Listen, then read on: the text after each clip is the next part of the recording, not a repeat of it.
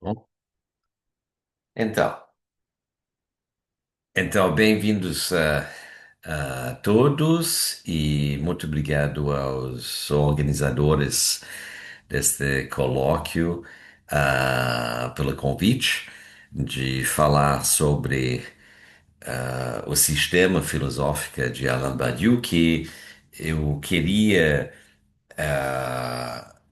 apresentar no segmento das contextualizações que eu providenciei no meu livro O Múltiplo Sem Um, ou mais especificamente, né, uma contextualização brasileira, inserindo então o sistema filosófico de Badiou dentro dos debates e das lutas que encontramos desenvolvidos no pensamento brasileiro da decolonialidade. Tá? Então, o título da minha conferência é Ética das Verdades e a Exceção Imanente, inserindo o HIPCOM na filosofia de Alain Badiou. O que é o HIPCOM? Bom, menos o jogo no gênero do termo, do hip hop, é também a hipótese comunista. Então, no primeiro momento, uma indicação bibliográfica, né, ao mesmo tempo que faço uma propaganda, ou seja, o livro que eu acabei de editar. Na verdade, eu editei e literalmente organizei o livro, já que esse livro não existe em lugar algum.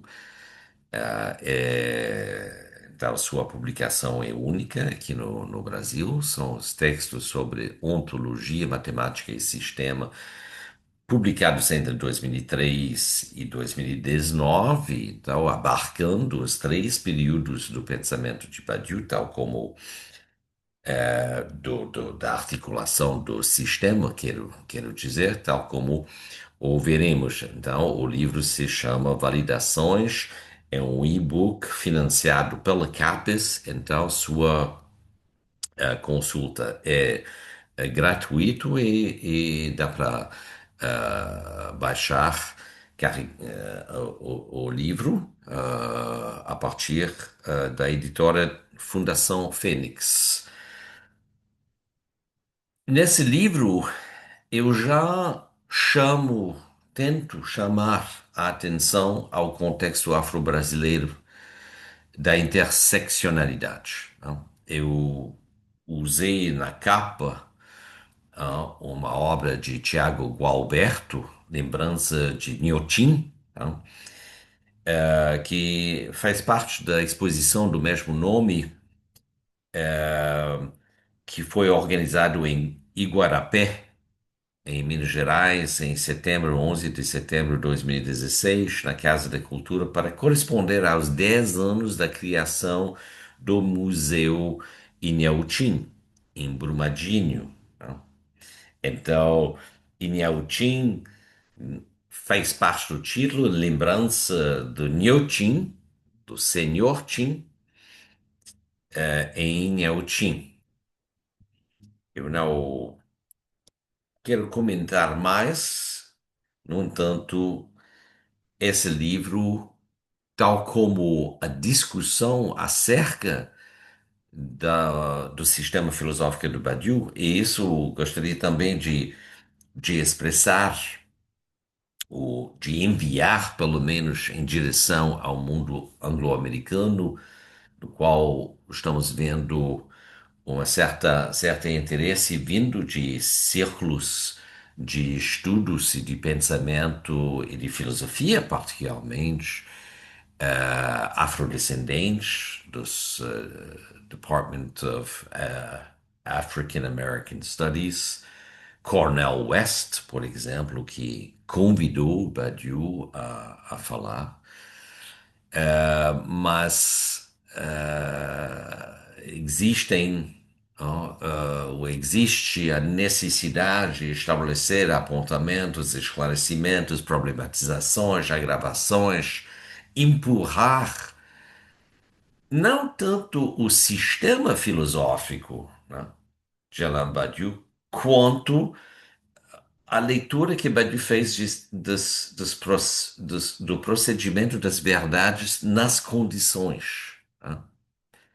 Porque o sistema que ele criou, é isso falando em cima de mais de não, 2 décadas de trabalho com esse sistema, está completamente adequado de encontrar as críticas, as reivindicações, as lutas tais como afirmados na filosofia afro-brasileira e African American philosophy,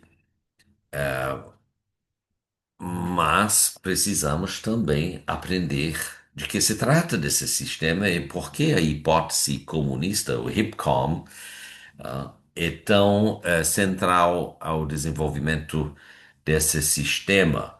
ah.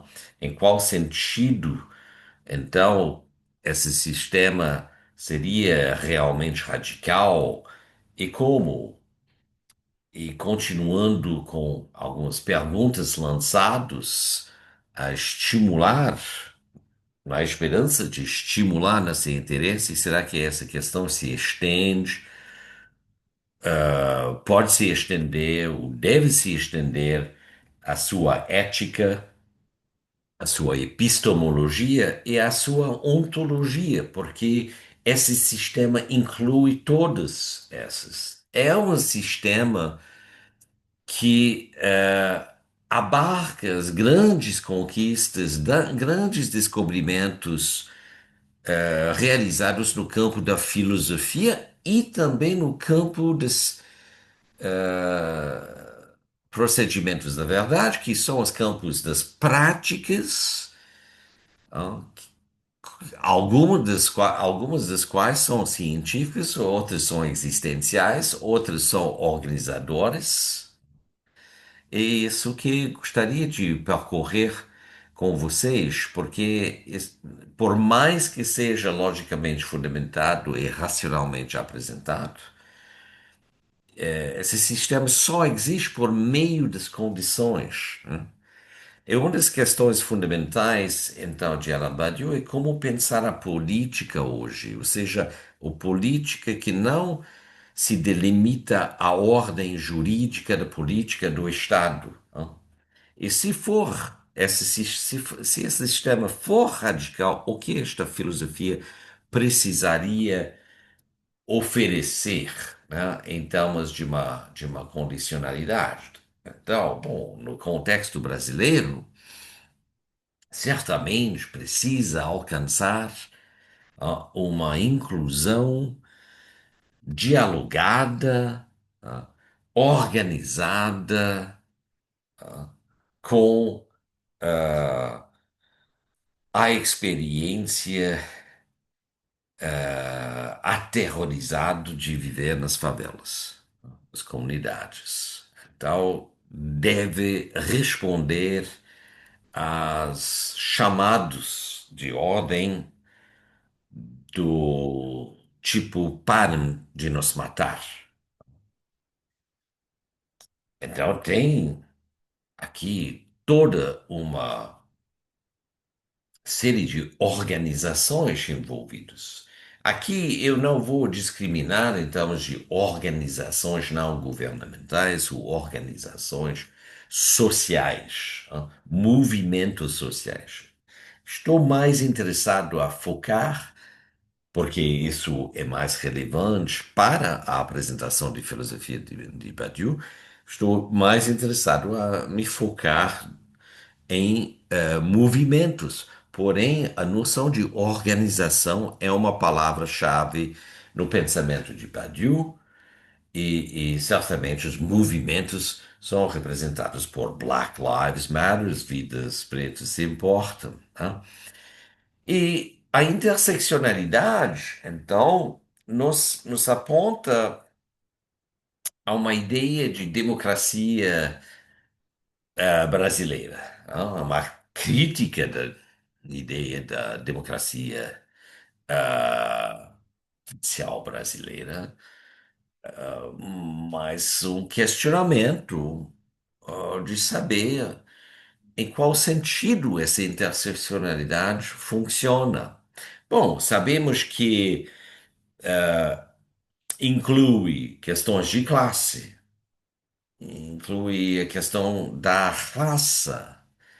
Agora, pensado positivamente, mas mesmo sendo pensado desta forma, levantando a questão de como a raça é definida, porque não é suficiente simplesmente avançar que não existe fundamento biológico, genético que sustenta uma ideia natural de distinção de raças. Isso simplesmente não tem nenhuma comprovação científica. E não é suficiente simplesmente substituir esta ideia com uma ideia de construção social. Porque o problema da perspectiva filosófica do termo é o modo em que definimos a noção.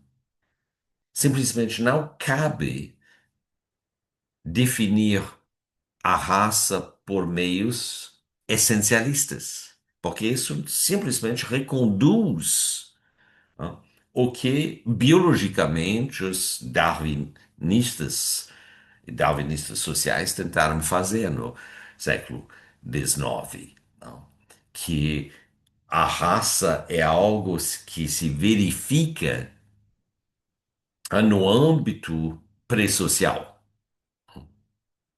o que não tem cabimento, porque podemos dizer que no continente africano não existem pessoas pretas, né? Certo? Não existem pessoas pretas, existem africanos, né? E cidadãos dos vários países, de Burkina Faso, de Nigéria, da Quênia, do Congo. Então, um mecanismo envolvido na definição de raça é a existência de racismo. É aí, em termos de um fenômeno que é determinado, condicionado por relações sociais, começamos a aproximar-nos a uma definição, se quiser, de raça, mas não tem uma definição direta de raça, certo? E sexualidade, mobilidade social, gênero, encarceração são tópicos também a considerar, demografia. Então, de toda forma, a interseccionalidade já está delimitado, como podemos ver aqui, por relações sociais. Relações sociais. Mas a interseccionalidade carece de uma metodologia, de um modelo, de uma mapa, que assegura sua coerência, que assegura que ela não seja apenas uma maneira analógica, de reunir várias composições sociais. E isso é importante a considerar, a meu ver, pela crítica trazido à noção de classe, e que a classe não poderia ser ah, originária em termos das composições sociais, que tem também o gênero, tem também a raça, mas acredito já ter mostrado quão difícil é definir a raça sem passar pelas relações sociais constitutivas do fenômeno do racismo. E logo, quando examinamos o surgimento do racismo, não é muito difícil associar o racismo a uma política econômica e que o racismo derive de uma transformação, não, jurídica, podemos dizer, mas também política, no que diz respeito aos termos segundo os quais operários, não, trabalhadores, camponeses vão executar várias tarefas controladas por uma empresa, em troca do qual eles não recebem nada. Então, será que eh, os afrodescendentes que podem estabelecer sua ascendência a populações vivendo no continente americano antes de 1830, ah, ah, sejam afrodescendentes primeiro ao invés de membros de uma classe trabalhadora escravizada, razão pelo qual foram sequestrados na África e violentamente transportados através do Oceano Atlântico até o continente americano, né? Mas vamos continuar examinando interseccionalidade. Numa das definições clássicas de Kimberly Crenshaw, por exemplo, que cunhou o termo, aliás, de interseccionalidade, encontramos o seguinte: formas, essa noção implica formas de capturar as consequências da interação entre duas ou mais formas de subordinação, sexismo, racismo, patriarcalismo. Ela nem inclui, ela nem inclui classismo ou exploração. Com todo o respeito, mas isso é recorrente com os pesquisadores norte-americanos, estadunidenses. Até os mais ilustres, eles não, eles sabem que a carreira deles depende em não se misturar com o marxismo.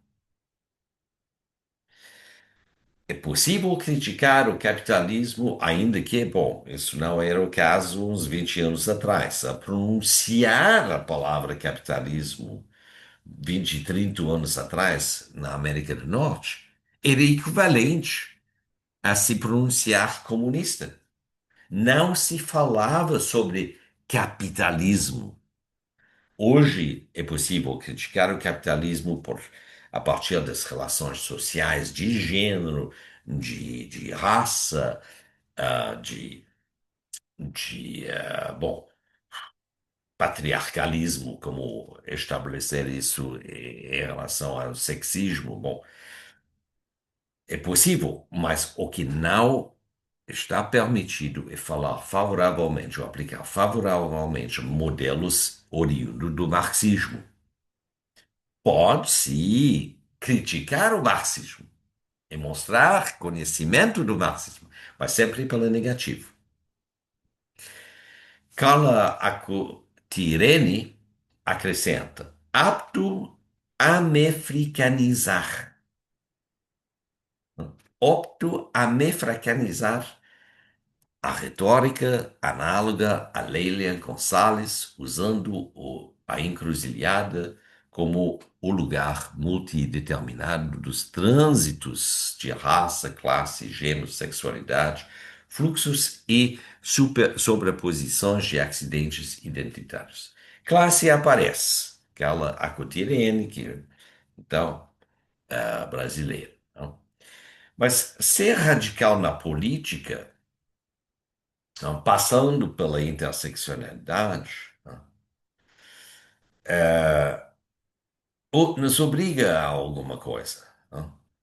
Ao redescobrir a obra de Lélia Gonçalves, que é um dos grandes, não, acontecimentos desses anos, não? Lélia Gonçalves, que faleceu em 94, então faz parte dessa primeira onda do movimento negro.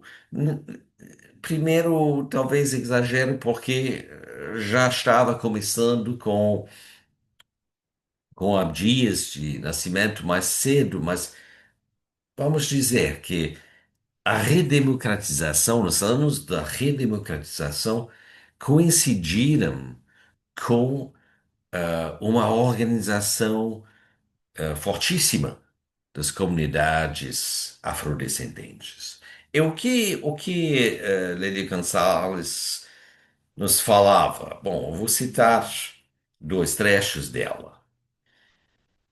Estamos cansados de saber que nem na escola, nem nos livros, onde mandam a gente estudar, nem se fala da efetiva contribuição das classes populares, da mulher, do negro, do índio, na nossa formação histórica e cultural. Na verdade, o que se faz é folclorizar todos eles. E o que fica? O que é que fica? A impressão de que só homens, os homens brancos, social e economicamente privilegiados, foram os únicos a construir este país.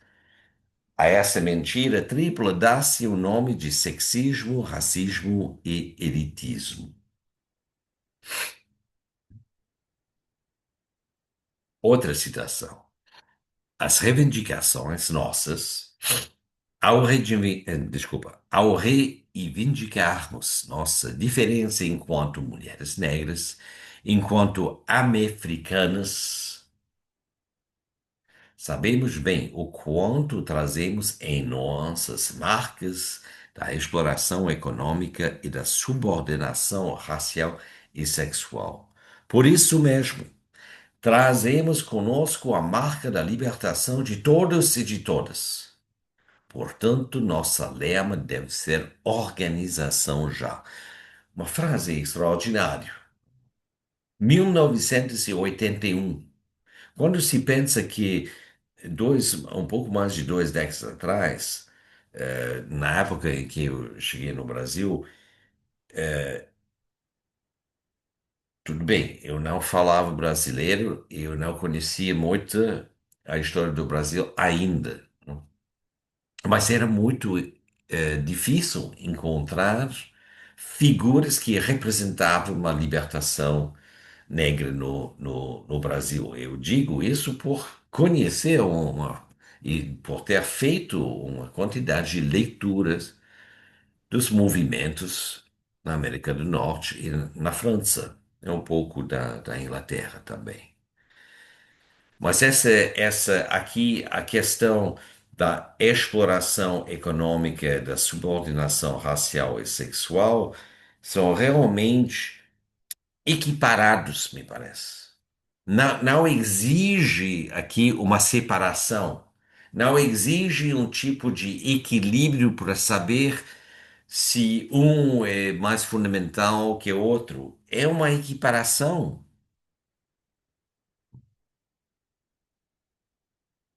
E o fundo, a convergência da luta toda está, ou se encontra na questão da libertação de todos e de todos por meio da organização. Então, quem representa o comunismo no movimento negro norte-americano, sem dúvida alguma, é Angela Davis. É muito antes do conceito de interseccionalidade, ela escreveu em 2017. Eu assisti a fala pela internet, era impressionante. porque ela pergunta ao público: vocês conhecem Maléria Gonçalves? Acho que tinha uma ou duas pessoas de um auditório lotado. Seria o contrário hoje. Então, muito antes, ela escreve, do conceito de interseccionalidade ter sido utilizado, Lélia Gonçalves insistia que não só deveríamos compreender a complexa inter-relação de raça, classe e gênero, mas que é o título do livro publicado por Angela Davis no início dos anos 80, né, que lançou Angela Davis como sendo não só uma figura da militância negra nos Estados Unidos, mas também do pensamento histórico e crítico. Angela Davis tendo estudado, também tendo sido formado por dois professores da Escola de Frankfurt, né, Herbert Marcuse e Theodor Adorno. Então, ela, Gonçalves, então, insistia também que deveríamos ter em mente em nossas conexões, os nossos elos com a comunidade indígena, as conexões entre os povos indígenas e os povos negros. E essa é uma das lições que nós, nos Estados Unidos, precisamos aprender com a história do feminismo negro no Brasil. Eu continuo com mais uma citação de Lely Gonçalves. É na chamada América Latina, muito mais ameríndio-americana do que outra coisa, que essa denegação de racismo se torna amplamente verificável.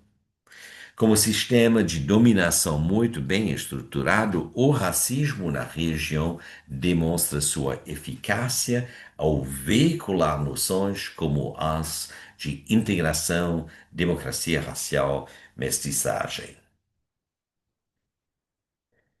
Então, fazendo essa, esse movimento no hip com, agora se transformando ao feminino devido à hipótese comunista de Badiou, o contexto nos fala aqui. Bom, tem primeiro a questão de Angela Davis em relação à comunidade que ela representa, a comunidade africana-americana, tal como eles se denominam, né? African American, e a comunidade afro-brasileira, a vida dos afrodescendentes, que sejam eles identificados de negro ou pardo no Brasil. Algumas divergências, só para situar também a terminologia a usar, né? O percentual da população negra afrodescendente nos Estados Unidos é de 13 até 18%. É uma minoria, de fato, uma minoria étnica racial, mas não incidental pela perspectiva da história. A política institucional da privatização de uma encarceração em massa é o que particularmente caracteriza o desafio da, de uma vida plena para essa comunidade nos Estados Unidos, né? Nos Estados Unidos, a maior população carcerária contém a maior população carcerária no mundo, com 25% para uma população mundial de 5%, né? Ou seja, a população carcerária nos Estados Unidos representa 25% da população carcerária no mundo, né? Embora sua população representando apenas 5%. E a percentual de afrodescendentes na população carcerária desproporcional. É o dobro da sua representação demográfica, ou seja, 38%. E o percentual da. Mas esse, esse número poderia ser ajustado, né? O percentual da população negra afrodescendente no Brasil não é uma minoria étnica racial.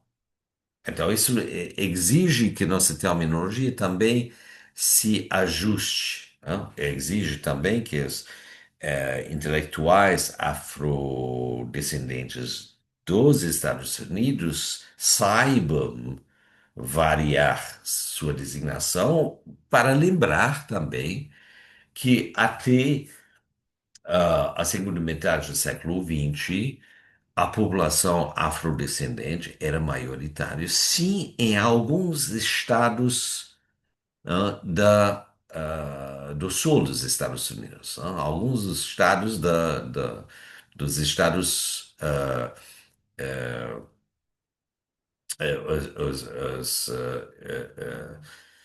estados confederados da América, né? Que era a designação nacional emprestado pelos estados que se separaram da União em 1861, desencadeando então a Guerra de Secessão, ou como se chama nos Estados Unidos, Guerra Civil.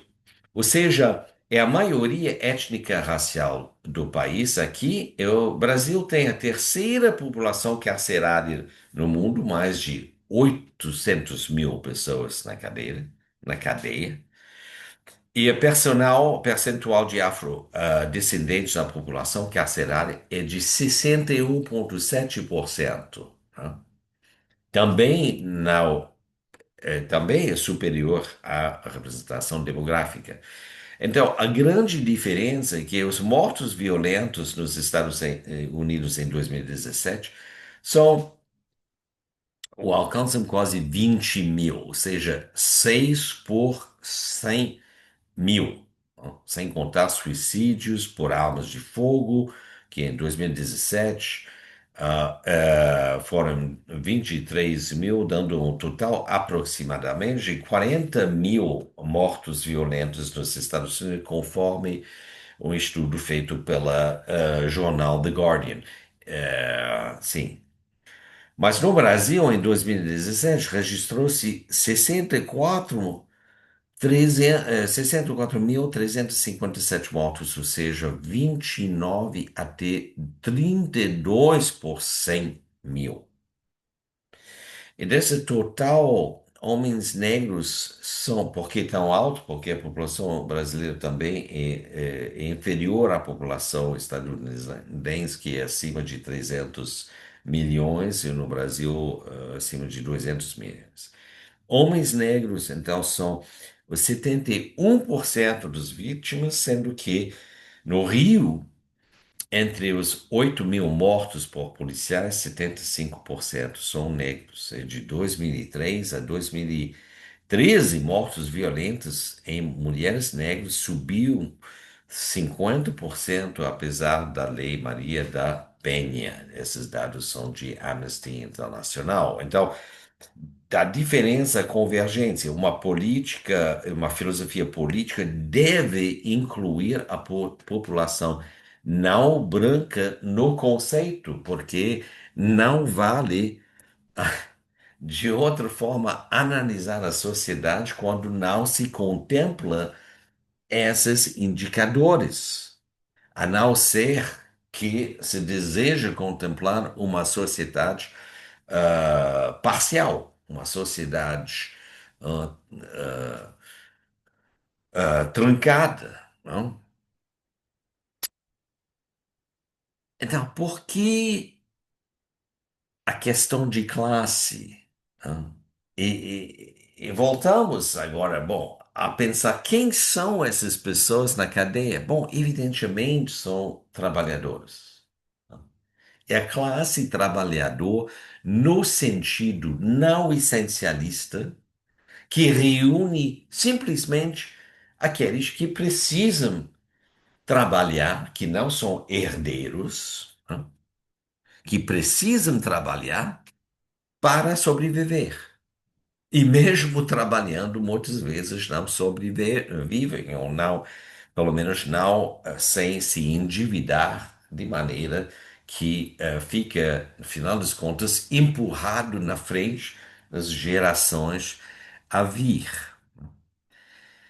Mas a noção de classe enquanto tal é menos importante, na verdade, na própria abordagem, digamos, socialista, política das relações sociais, que os críticos da suposta primazia da classe costumam conferir ou atribuir a noção. Não? O que conta realmente é uma classe, a classe proletariada, a classe proletária, né, do proletariado. E por isso eu quero só passar três lâminas, lembrando, caso vocês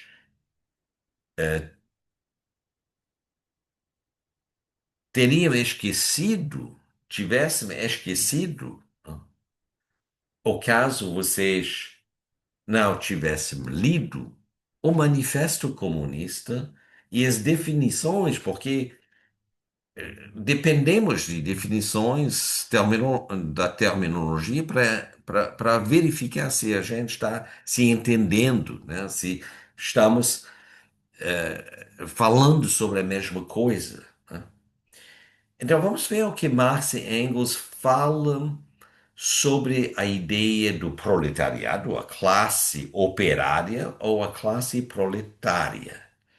Cito eles.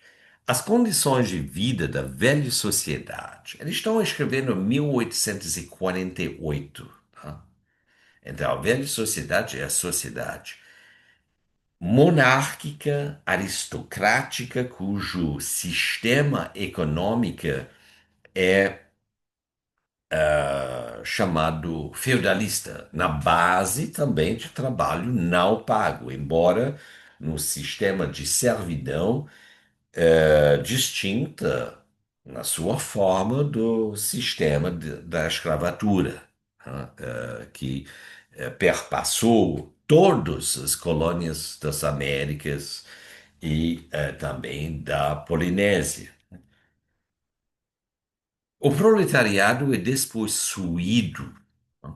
Sua relação com mulher e filhos não tem nada mais em comum com a relação familiar burguesa. O moderno trabalho industrial, a moderna subjugação operada pela capital na Inglaterra, a mesma que na França, na América, a mesma que na Alemanha, despojou o proletário de todo caráter nacional. As leis, a moral, a religião são para ele outros tantos preconceitos burgueses atrás dos quais se escondem outros tantos interesses burgueses. Hã? As leis, a moral, a religião.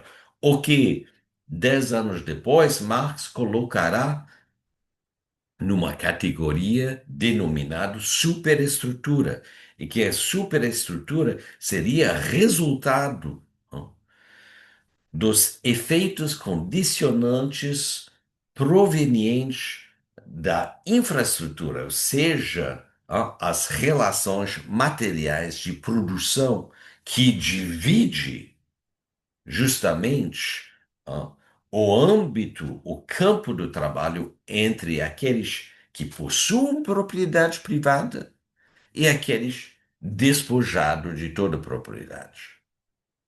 É disso que estamos falando. É por isso que de todas as classes que se defrontam hoje com a burguesia, só o proletariado é uma classe realmente revolucionária. As classes restantes vão se degenerando e afundando sob a grande indústria. O proletariado é o seu produto mais genuíno, né?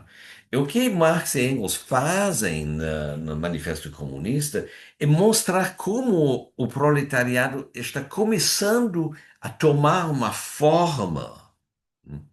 Eles não atribuem características, critérios, ah, pelo qual é fácil associar ou identificar o que é a classe proletariado. A classe proletariado é um movimento social, está em movimento. Não remete a nenhum critério transhistórico. Os weberianos, e como sabemos, tem muitos weberianos ainda hoje trabalhando no Brasil, e eles não param de fazer a crítica de Marx sobre falsas bases essencialistas. São os weberianos que não conseguem se afastar do uso essencialista de categorias. Marx e Engels são os primeiros a chamar a atenção à dimensão da historicidade dos conceitos, ou seja, são universais e se transformam em naturalmente ou espontaneamente constituídos, mas apenas dentro de parâmetros bem específicos, os parâmetros, no caso, da sociedade burguesa capitalista. Então, quem são os comunistas quando se descreve o proletariado como uma classe? Os comunistas são os proletários ou como se relacionam com os proletários se foram distintos? A resposta é muito claramente escrita na segunda parte, ou segunda secção do Manifesto Comunista, escrito no final de 1847, publicado em 1848, antes do início do ano das revoluções. Em muitos sentidos, embora isso não se interesse, mas em muitos sentidos, não só trata-se de uma análise extremamente precisa das relações sociais acontecendo nos países, em alguns países que passam pela Revolução Industrial, mas podem essas análises serem aplicadas a outros contextos, já que as análises, quando foram feitas, não correspondem exatamente a uma sociedade existente.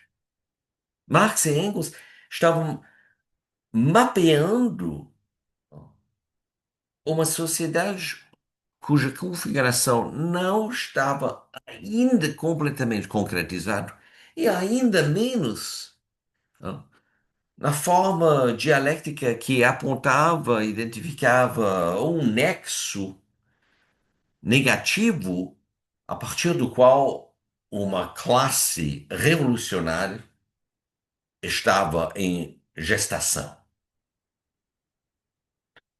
Então, então, quem consegue ver isso, de fato, não são os atantes ou agentes, né? Atantes, esse termo de Latour, mas bom, para falar o óbvio, não, que os homens fazem sua história, mas não sempre da mesma maneira que planejam ou desejam, né? Que, bom, tem uma parte inconsciente e simplesmente eh, limitada no que diz respeito a saber como vai desenrolar o movimento social. Né? Então, os proletariados estão parte desse processo, mas os comunistas, não. Quem são os comunistas, então? Os comunistas não constituem, em face de outros partidos operários, nenhum partido particular. Eles não possuem interesses separados dos interesses do conjunto de proletariado. Eles não sustentam princípios particulares de acordo com os quais querem moldar o movimento proletário. Por um lado, os comunistas só diferenciam-se dos restantes partidos proletários pelo fato de enfatizarem e fazerem prevalecer nas várias lutas nacionais dos proletários os interesses comuns de todo o proletariado, independentes da nacionalidade. E por outro lado, pelo fato de serem sempre representar nas diversas etapas do desenvolvimento, porque passa a luta entre proletariado e burguesia, os interesses do movimento em seu conjunto. E por fim, não? No manifesto, o que acontece? Bom, justamente essa relação entre comunistas que formam partido, digamos, internacional. Primeiro internacional, Associação dos Trabalhadores Internacional. E os membros desse partido, desse movimento, porque é o manifesto do Partido Comunista, né? Fornecem orientações, né? E no evento de uma revolução que traz as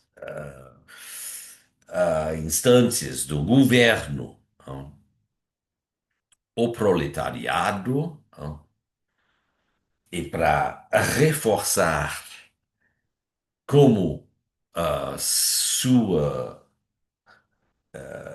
desfecho, sua atuação realiza a conquista da democracia, né, Marx e Engels sugerem 10 políticas que necessitam ser atendidos rapidamente. Vejam quão familiares são. Primeiro, expropriação da propriedade fundiária e emprego da renda fundiária para despesas estatais. Dois, pesado imposto progressivo. É o que estamos, pelo qual estamos lutando na França, no Canadá, nos Estados Unidos, no Brasil. A luta em torno dos impostos é uma das mais importantes a começar a reorganização da esquerda, sem conquistar, né, a reversão, né, da lei trabalhista, das duas leis trabalhistas passadas por Bolsonaro e Temer. Não conseguiremos organizar, né, um movimento de sustentabilidade social no longo termo. E nesse momento, é claro que estamos em pleno bolsonarismo. Muito, muito pessimista, mas enfim. Abolição do direito de herança. Eu não posso, isso não é uma aula sobre o Manifesto Comunista, é sobre Alain Badiou, mas sem saber, sem reconhecer estas políticas, né, essas orientações políticas, é difícil entender o que Badiou está fazendo, né? Confisco da propriedade de todos esses imigrantes e insurreccionados. Então, basicamente, pensa-se na época da Revolução Francesa. Bom, centralização do crédito nas mãos do Estado através de um banco nacional com capital estatal e monopólio exclusivo. Esse banco nacional não é um banco central. O banco central é uma autarquia que é controlado por bancos privados. Ela, o Banco Central, é privado. Não? Ela representa os interesses dos bancos privados. Centralização do sistema de transportes nas mãos do Estado. Vocês se perguntam por que em certas cidades brasileiras não tem. Bom, multiplicação das fábricas nacionais, dos instrumentos de produção, arroteamento e melhoria, segundo um plano comunitário de grandes extensões de terra. Eu sei, estamos num momento contra-revolucionário. Esse governo está fazendo exatamente o contrário. Mas é bom saber. É bom saber. É obrigatoriedade de trabalho para todos, constituição de exércitos industriais, especialmente para a agricultura. Bom, era antes da época da grande indústria e suas revoluções sobre os meios de agricultura, né? Unificação dos setores da agricultura e da indústria, ação no sentido da eliminação gradual da diferença entre cidade e campo. O que acontece no Brasil em meados do século XX? Exatamente o contrário. O risco, certamente, por oligarquias burguesas é de ver capitais se tornando em lugares de organização sindicalista trabalhadora e do proletariado. Mas é exatamente por isso que Rio de Janeiro foi ah, cortado, afastado de servir de capital administrativo ao Estado burguês brasileiro. E por isso também que vimos a construção de campi das universidades federais distantes das cidades, mais perto do campo. E educação pública gratuita para todas as crianças, eliminação do trabalho infantil em fábricas em sua forma atual, unificação da educação com a produção material. Sim, esses são pontos radicais, com certeza. E estavam na base, então, da primeira etapa daquela que Badiou chama a hipótese comunista, que começa com a Revolução Francesa e se estende à Comuna de Paris, 1871, estabeleceu os fundamentos teóricos e práticos da hipótese comunista. A segunda etapa se inicia em 1917, em outubro, conforme o calendário ocidental, em novembro, o calendário russo. E se estende à Revolução Cultural na China, que desenrola entre 1966 e 1976. Isso resolve o problema prático da tomada do poder, né? Ou da vitória popular, mas não resolve, agora estou em pleno Badiou, né? Mas não resolve o da continuidade política. O Estado-partido é com efeito incapaz de realizar aquilo que Marx chamava de movimento comunista, que Mao chamava de movimento comunista. Pode ver, então, aparecendo imediatamente as relações, identidade e diferenças entre três processos: a comuna, a Guerra da Libertação Nacional no Vietnã e a Revolução Cultural. A Comuna assinala a impossibilidade da vitória nas estritas condições da primeira etapa, isto é, nas relações simples entre movimento operário e Estado burguês. Para ir mais longe, será preciso a invenção leninista do partido. A Revolução Cultural assinala a impossibilidade da continuidade política comunista, mesmo com o movimento de massas, na condição do Estado socialista, isto é, o Estado-partido. É o sentido da terceira etapa, porque a hipótese comunista foi introduzido por Badiou no final do seu livro sobre Nicolas Sarkozy, o que foi um enorme sucesso de venda em livrarias na França, né? E catapultou Badiou a ocupar a posição de maior intelectual da sua época.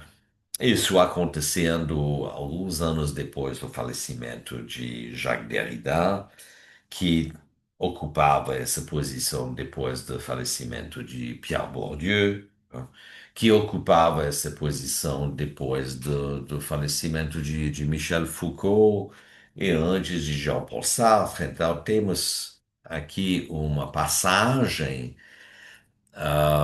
da posição. Então, Badiou ainda continua sendo muito presente na mídia, mas particularmente nessa época, ele está um pouco menos desde o lançamento de A Imanência das Verdades, mas durante os 10 anos ele estava em permanência na mídia, na rádio, a Rádio France Culture, particularmente.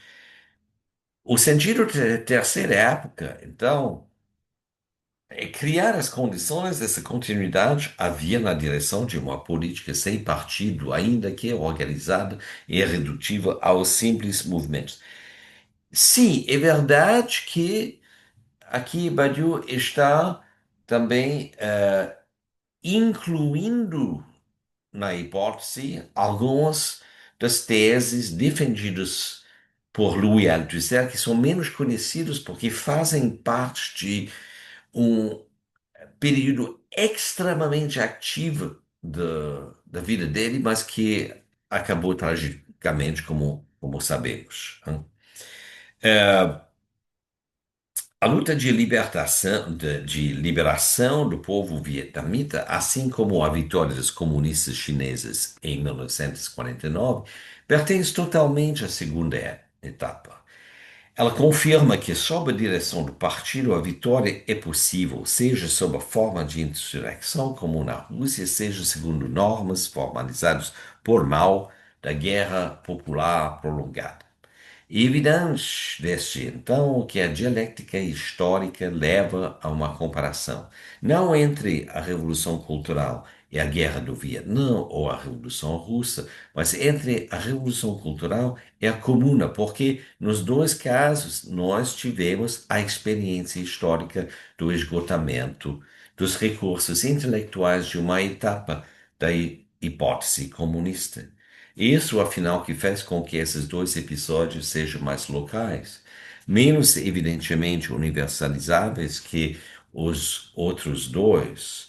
Suas lições universais são, com efeito, essencialmente negativas. Nesse sentido, a fórmula da verdade é simples. A revolução cultural é a Comuna de Paris da época dos Estados socialistas, né? O que encontramos aqui e foi um grande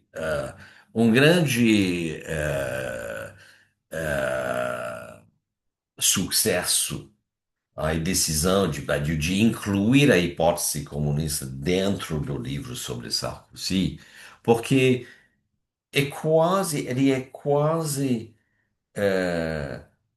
quem lançou relançou o interesse no marxismo na França numa escala nacional.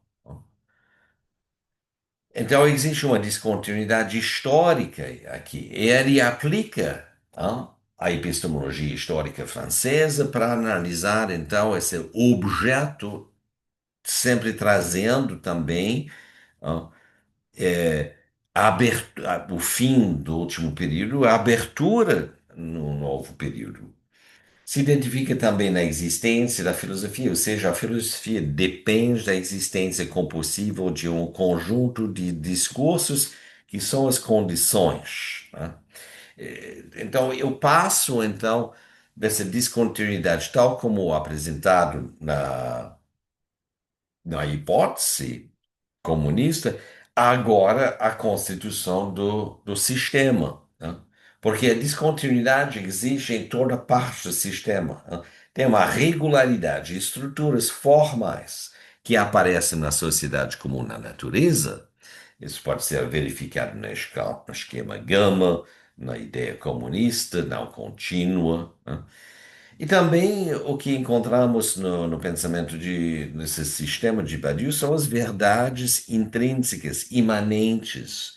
E eu avancei a ideia de inatas, mas fica para outro momento de esclarecer tudo isso. A metodologia, a análise estrutural, né? E Badiou, então, cria um sistema para nos conduzir por inferência ao que não conhecemos, né?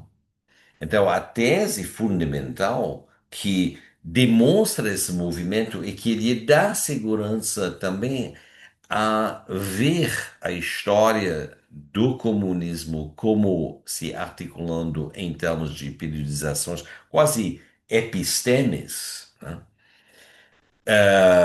Que demonstra seus parâmetros, seus inícios e fins, e também e mostra vislumbra sobre algo em formação. Então, a implicação da tese matemática igual ontologia é que ser é o múltiplo irredutível, pois a teoria dos conjuntos demonstra que há pelo menos dois infinitos de tamanhos diferentes. E a teoria dos grandes cardinais apresenta uma hierarquia de classes infinitos, irredutíveis entre elas, e como extensões do infinito dos números ordinais, ômega. Eu precisarei muito mais tempo a desenvolver, a explicar essa noção, mas vamos continuando a acrescentar os, os diferentes componentes desse sistema, mas vejam bem também, de maneira interessante, como a noção de classe reaparece, classe formal, de elementos e também de partes. Porque um conjunto, seja um conjunto, ou seja, uma classe que é um conjunto com suas propriedades explicitamente formulados, ao identificar o critério de pertença ou não ao conjunto, né? Na verdade, existe de duas maneiras. Existe em forma de elementos e de forma de subconjuntos. Então, é falso o que Quine alegava, um filósofo analítica americano, quando ele diz que ser e ser elemento. Being is to be a member of a set.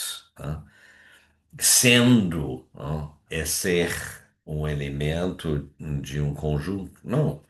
A posição de Badiou é que é, é ser um elemento e elemento de é ser um elemento do conjunto e um elemento de uma das partes do conjunto.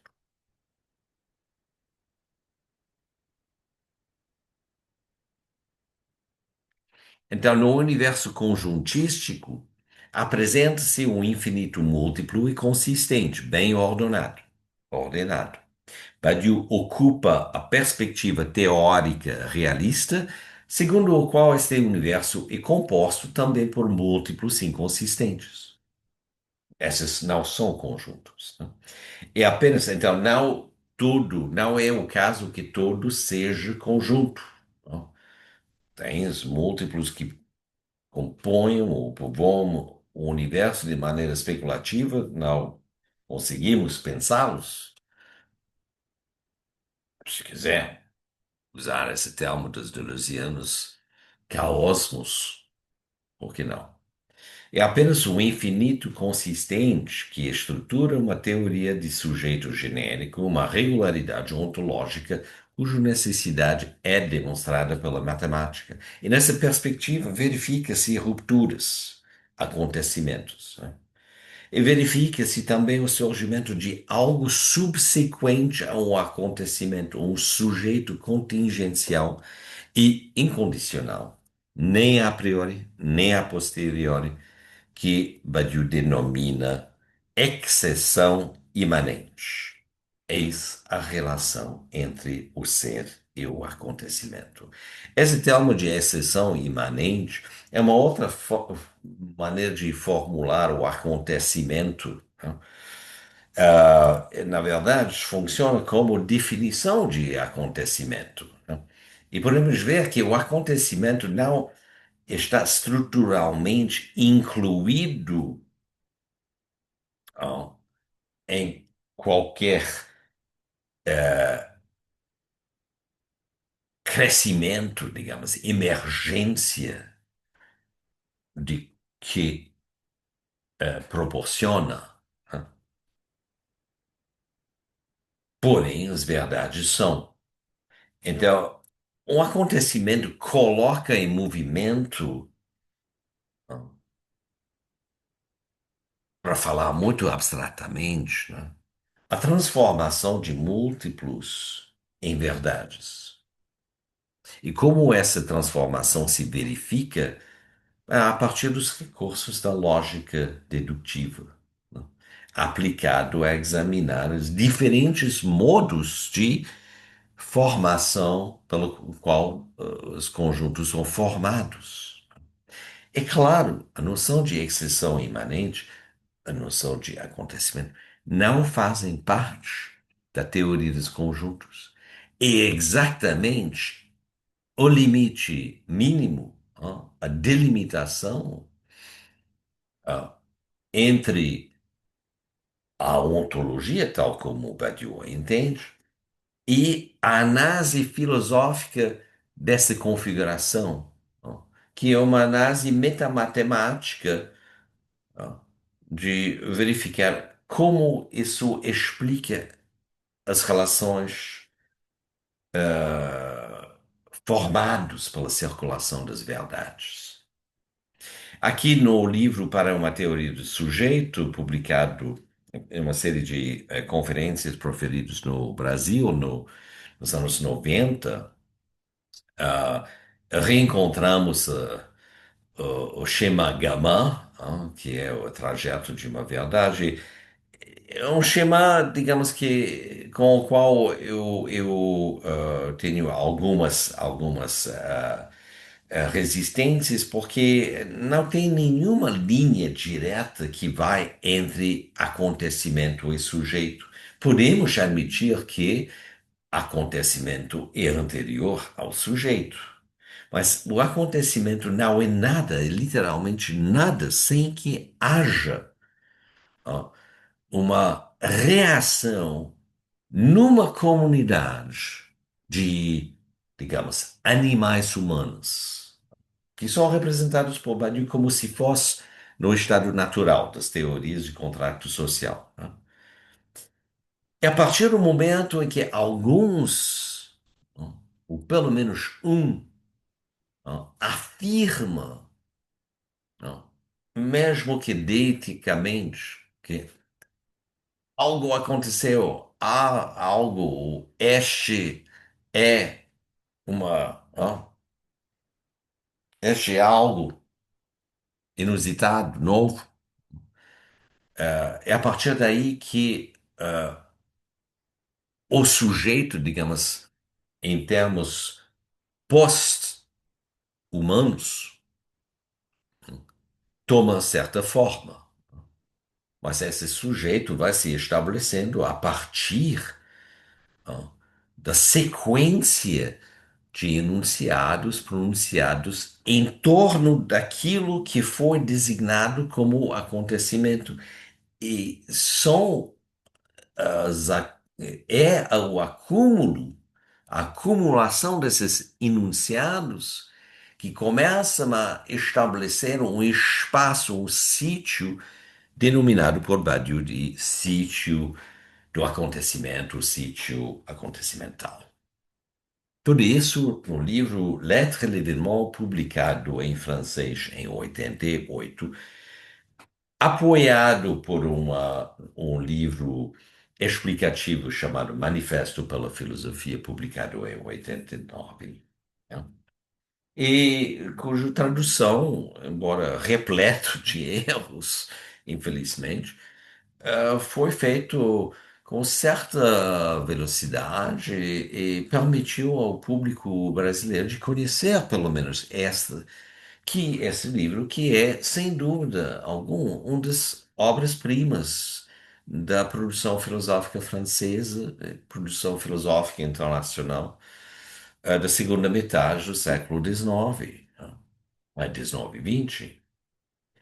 Um sujeito, então, na meditação 35, Badiou vai tentar mapear o que ele entende por sujeito, mas o sujeito certamente não é nem elemento, né, nem coletividade, porque o sujeito, tal como o pensa Badiou, o sujeito desencadeado por um acontecimento, já que o acontecimento não existe, né, no conjunto, nem esse sujeito vai existir nesse conjunto. No entanto, a partir dos recursos da teoria dos conjuntos, é possível identificar a marca de algo que desestabiliza a boa ordem específica de um grande conjunto, agora que poderia se situar em relação termo com uma sociedade. Tá? Deixe-me repetir esse ponto central. Tá? Badiou não defende em momento algum que existe na matemática um teorema sobre o acontecimento. Bem ao contrário. Não? O que existe na matemática é uma esquematização que considera impossível, né, que um elemento possa pertencer a ele mesmo. A impossibilidade, a exclusão dessa possibilidade, que é uma contradição lógica, né? Porque a definição é que elementos pertencem a conjuntos, conjuntos não pertencem a elementos. E a- acrescentando que um elemento não pertence a um elemento. O fenômeno do pertencimento, que é o princípio essencial não definido do universo conjuntístico, é que elementos pertencem a conjuntos. No entanto, em todo o universo existem exceções, tem que contemplar, tem que vislumbrar as exceções. Exceções são as instanciações, ah, da violação do princípio de não contradição.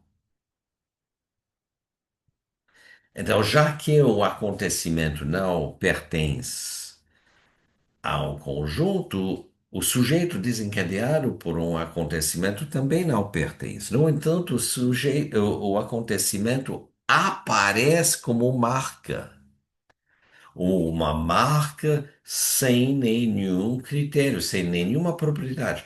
Porém, é uma marca suficientemente dinâmica a criar um subconjunto. Mas esse subconjunto não contém nenhum dos elementos do conjunto. Esse subconjunto, no entanto, sendo ligado pela marca do acontecimento, se quiser, o rastro do acontecimento, vai manter uma ligação com o conjunto inicial, justamente pela marca.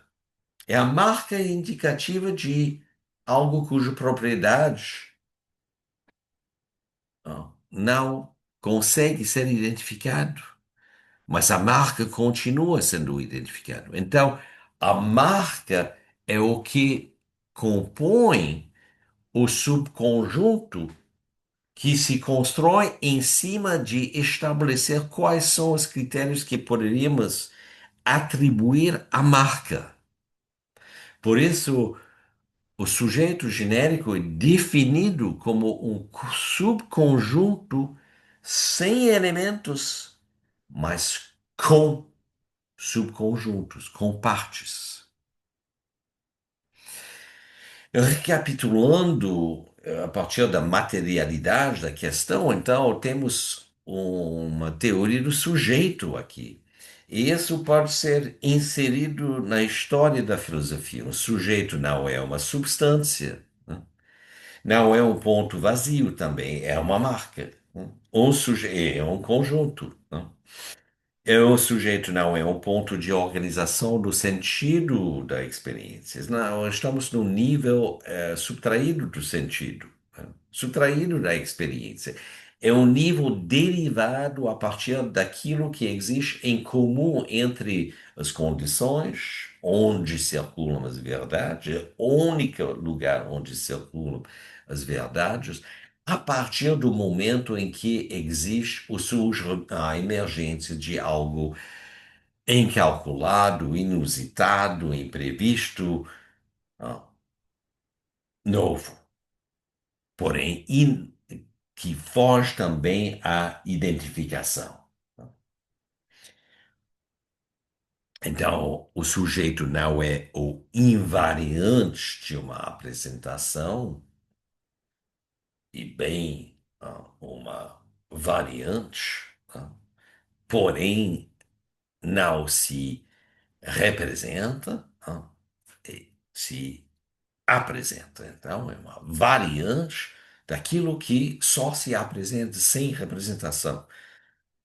E o sujeito é qualificado no sentido em que não se presta a ser contado. É contado como se fosse algo, como se fosse um. É contado por um, que é a definição geral que Badiou atribua à ideia de elemento. Então, é hipoteticamente postulado com um elemento constitutivo de um outro conjunto composto de ah, partes do conjunto inicial. Então, o sujeito não é um resultado, também uma origem. Um sujeito é um estado local de um procedimento, uma configuração excrescente de uma situação. O sujeito nem é especificamente humano, não é um corpo biológico. Problema, não? Podemos perguntar: será que um sujeito não é sexuado? Será que é uma verdade sexuado? Será uma verdade tem características de classe? A verdade tem características de gênero? Sim, com certeza. E dependendo da extensão composicional, ó, desses critérios sexuados, o sujeito também pode ser assexuado. Mas nem estamos trabalhando na base de um sujeito que existe nesta altura, né? Se quiser uma ficção, usando terminologia lacaniana, em certos momentos, quando não temos representações, não temos comparações, forçamos as analogias, mas com com cuidado para não desfigurar o que este argumento está exigindo de nós, né? Então, qual é a matemática por trás dessa tese da matemática sendo a ontologia que foi tantas vezes confundidos e mal entendidos ao ler, discutir Badiou? Não existe, não é que o sujeito é matemático, que o sujeito pode ser reduzido a matemático. A base da teoria do sujeito diz respeito ao que existe em comum entre essas condições que são extremamente diferentes entre si. São até irredutíveis entre si as diferentes verdades produzidas. Porém, Badiou, com todo sentido, toma emprestado o termo de Leibniz, de compossibilidade, para caracterizar verdades tão irredutíveis entre si, às vezes contraditórias entre si, mas, no entanto, subsistem num campo logicamente comprovado. Um conjunto, então, é uma conexão de elementos ordenados pelo princípio fundamental de pertencimento. Os números reais são superiores em quantidade aos números naturais. Existem conjuntos infinitos de tamanhos diferentes. Por esta exata razão, embora a questão é de saber se existem outros conjuntos de tamanhos diferentes que podem ser contados, porque os números reais não podem ser contados. Importância da operação de correspondência. Um a um distingue conjuntos inumeráveis e não inumeráveis, denomável e não denomável. Existe uma série de axiomas que descrevem, não são as regulações do universo, descrevem quais são as regularidades. Então, axioma escreve, né? Axioma da potência, por exemplo. Conjunto de todos os subconjuntos possíveis de A. Esse conjunto é superior em cardinalidade ao conjunto dos seus elementos. Isso nos leva a certos paradoxos. Teorema de Cantor: o tamanho do conjunto da potência de A é superior ao tamanho do conjunto A. É uma aritmética de conjuntos infinitos e produzidos em consequência, números cardinais e ordinais. São os alfa e ômega, respectivamente. A hipótese do contínuo, o primeiro dos 23 problemas abertos por David Hilbert em 1900, como precisando ser resolvido no âmbito da matemática. Então, Badiou vai tomar emprestado uma axiomatização das propriedades regulares do mundo conjuntístico e esse sistema formal se chama ZFC, Zermelo, Ernst Zermelo, Frankl, outro matemático que contribuiu a axiomatizar certas das teoremas que descrevem regulares, fórmulas regulares atribuídas aos conjuntos, com o axioma de escolha, que é o C. O axioma de escolha nos permite criar um conjunto, não, sem que seja verificado pelos axiomas a partir de um elemento de todos, né, os subconjuntos que compõem um conjunto inicial. Isso é o que fizemos ao falar do sujeito genérico, exatamente. Mas, enfim, eis a lista, extensionalidade, par, união, conjunto das partes, separação, substituição, fundação, infinito. Escolha a lista dos axiomas que foram aparecendo, e principalmente no início do século XX, mas que mostram uma continuidade com a história da lógica formal, da ontologia e da epistemologia formal no âmbito das filosofias e das ciências, digamos, a filosofia e a ciência, antes da separação entre os dois, desde Platão e Aristóteles. Então, por isso, é um elemento, é um aspecto importante desse sistema de aceitar que haja essa convergência, embora é reconhecido que a matemática existe de maneira independente, até paralelo com a filosofia, com várias interligações, cruzamentos e tal.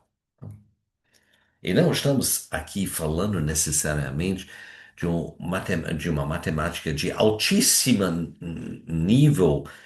Diria que talvez nem seja necessário uma graduação em matemática, muito menos um doutorado em matemática para fazer o uso desses termos. Só que a disputa entre os campos é sempre acirrada na academia.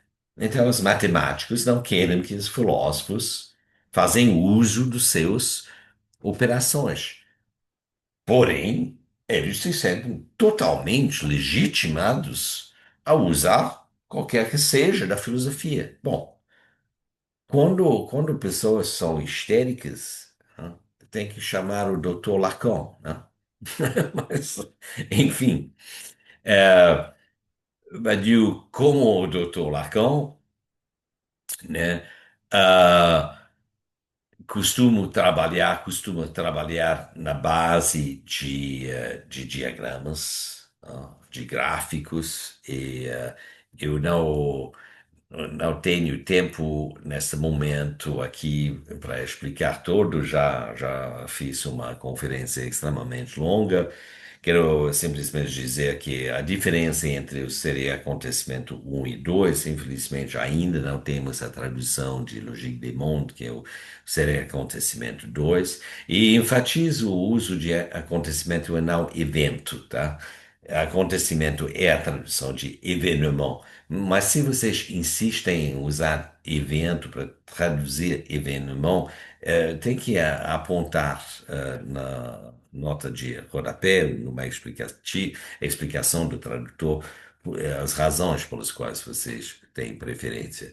Mas existe uma teoria do sujeito desobjetificado, que faz parte do ser e acontecimento um, e simetricamente, a teoria de objeto dessubjetificado. Eu diria, devo dizer, dissimetricamente, tá? Na esperança que seja dissimétrica, porque no início do livro, Badiou, do volume 2, do tomo 2 do Ser Acontecimento, Badiou levanta dúvida sobre como se relacionam esses dois livros. Então, possivelmente uma relação assimétrica. Mas se tiver simetria entre os dois, se encontra a partir da reiteração da figura do sujeito genérico, agora na forma, ou pela fórmula, ou matema do sujeito fiel. Ou seja, acontecimento dominando o corpo novo, implica um novo presente. Mas a partir do momento em que o acontecimento é negado, e que um acontecimento negado domina o matema do sujeito fiel, então a implicação é que um novo presente é barrado.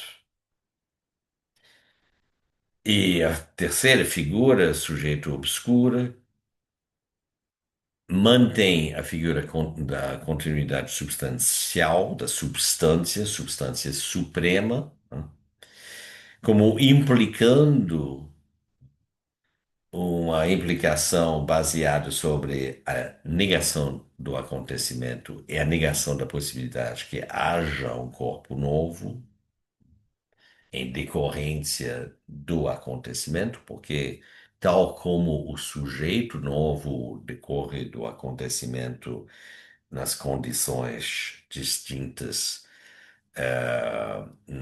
seria acontecimento um, será um corpo novo que é desencadeado por um acontecimento relacionado às condições, né, que é o tópico principal da seria acontecimento 2. Né?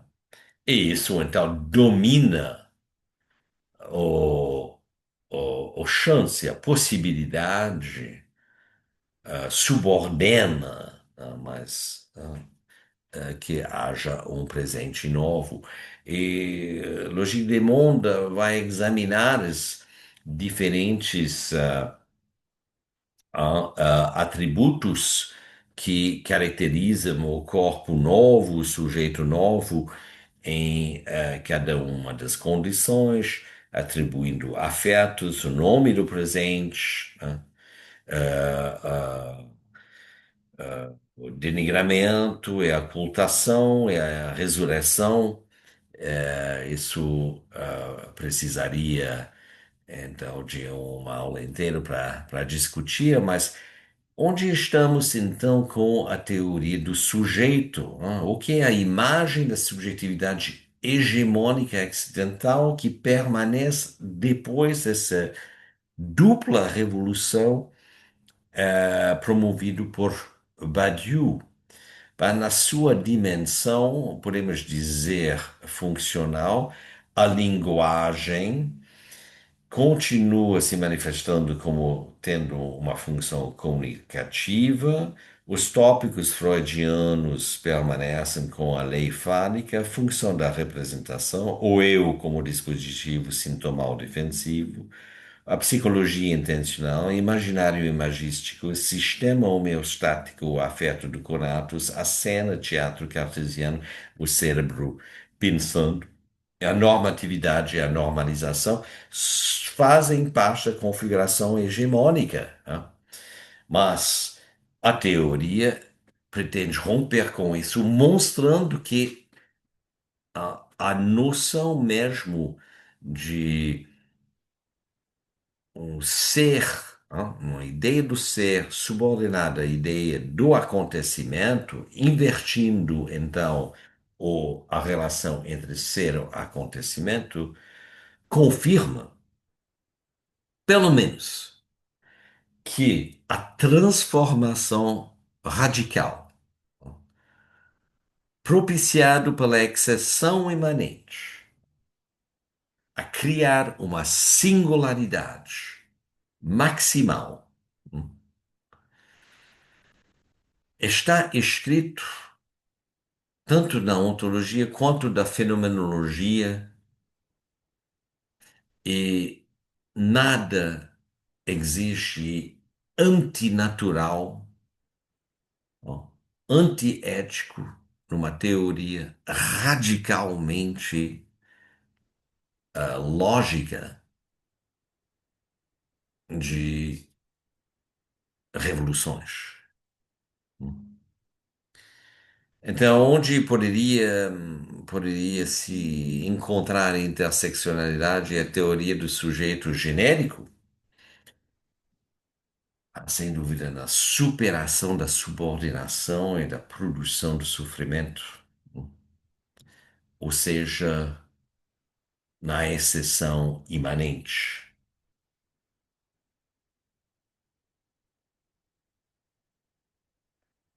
Então, eu espero ter convencido a todos essa continuidade entre classe, raça, o racismo e gênero, até de maneira recursiva, até de maneira a mostrar que o surgimento dessas teorias, teoria performatividade do gênero, teoria crítica radical do racismo como constitutivo da raça, e crítica da economia política e a ciência da história, tal como Marx e Engels o pensavam, responde à própria teoria eh, do trajeto das verdades e do próprio sistema filosófico de Alain Badiou. Isso independentemente dos exemplos que Badiou vai nos providenciar em cada condição, embora no volume 2 temos muito mais referências à história